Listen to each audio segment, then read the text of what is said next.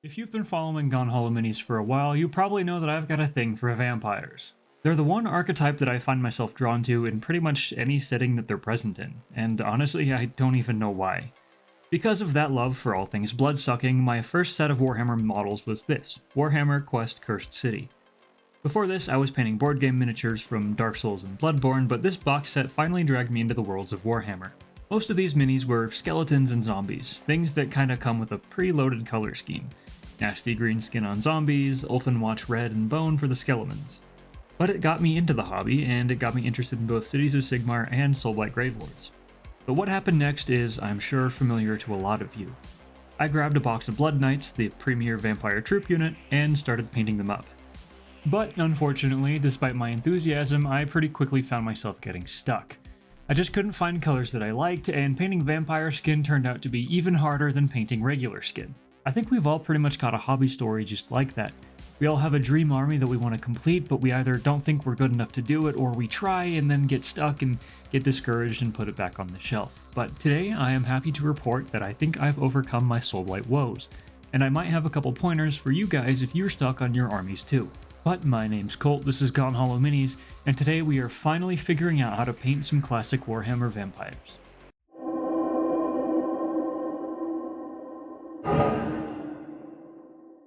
Now I will of course talk about my paint recipes here, and if that's all you're here for, no worries, there should be a timestamp that leads you right to it. But that said, this army does have a bit of a story to it, and I think the lessons that I learned from this process will help some of you out too. Like I said, this army was technically my first Warhammer army, even though it started out as just a slapdash collection of Cursed City models. Perhaps because of this, I kinda went with a just start painting approach. And that's definitely not a bad start. A lot of the time, just getting stuck into your paint scheme can really help you practically figure out what colors you like where on your models. But what happens if that stops working?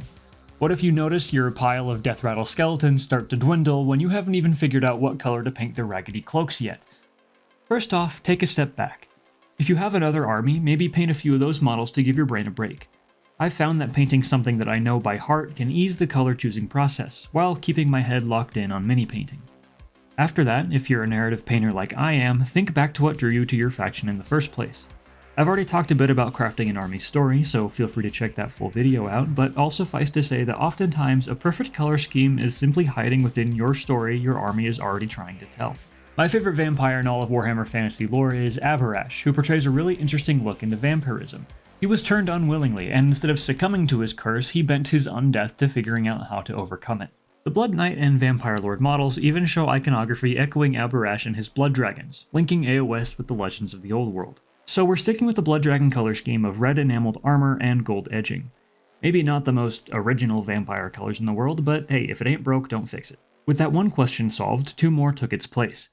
Namely, I had tried painting red armor before, and it just didn't really stand out to me, especially since most of my Blood Angels are already, of course, red. Secondly, I didn't really like the look of red cloaks on my skeletons.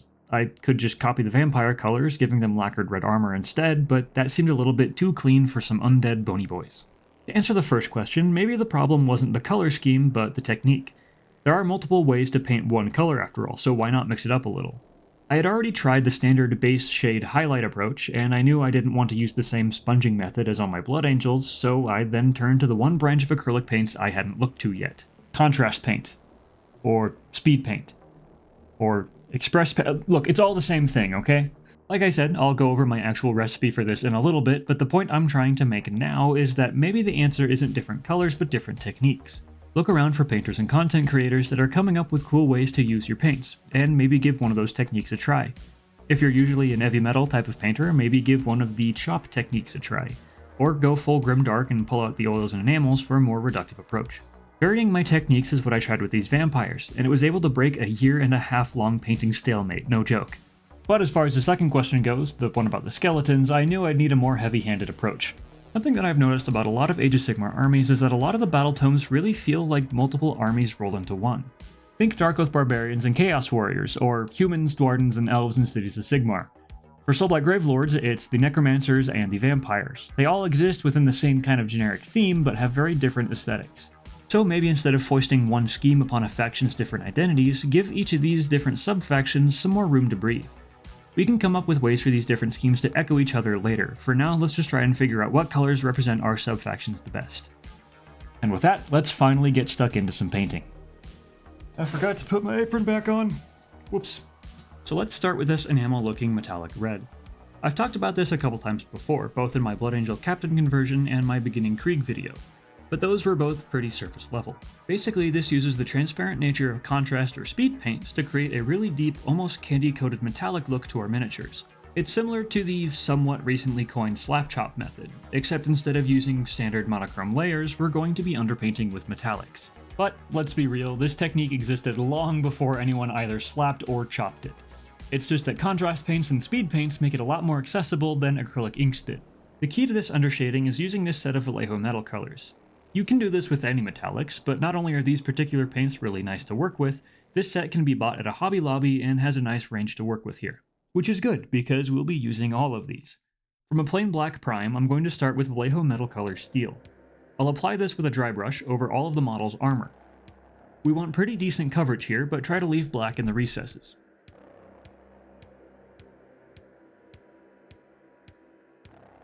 After that, we'll do a lighter dry brush of dark aluminum. Despite the name, this is a much lighter tone than our steel, especially since we're dry brushing, and it'll give us a nice first even highlight.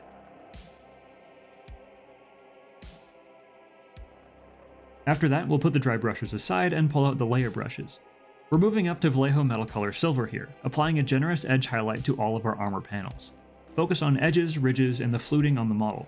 This doesn't have to be too focused, just make sure that the jump between our previous layer isn't too stark.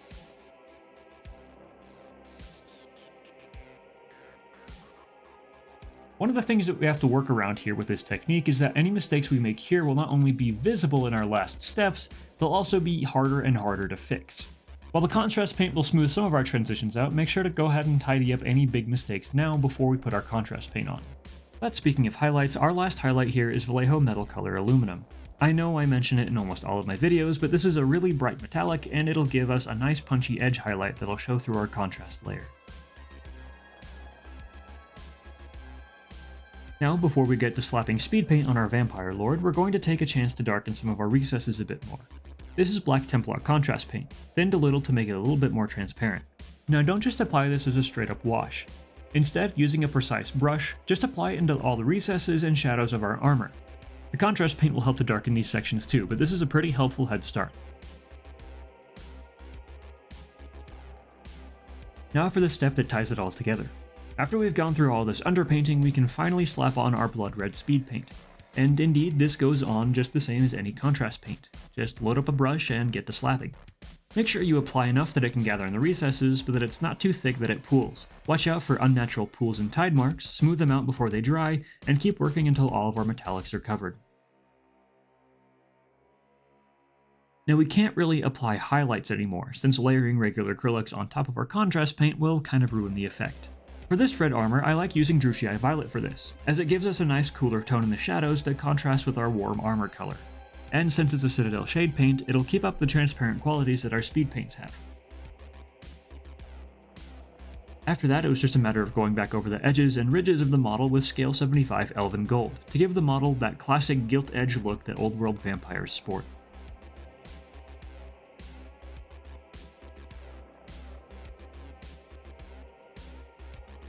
Okay, quick skeleton-themed tangent here. I knew for the death rattle portions of my army I'd need a different color, the red cloaks just weren't doing it for me.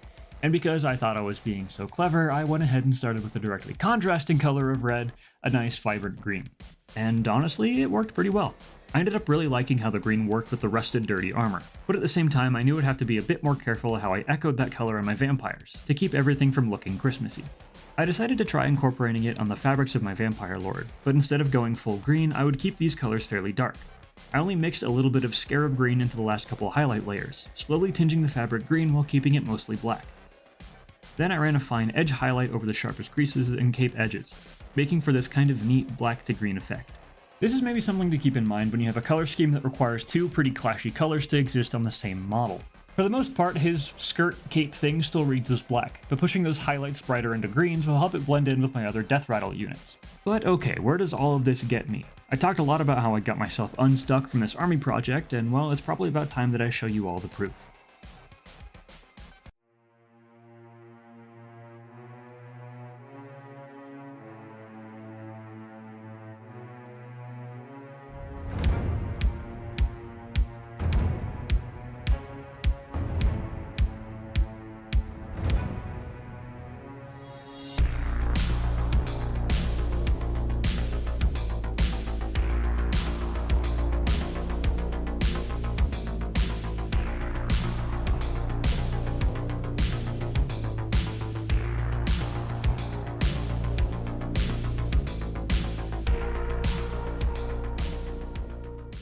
Thank you all so much for watching.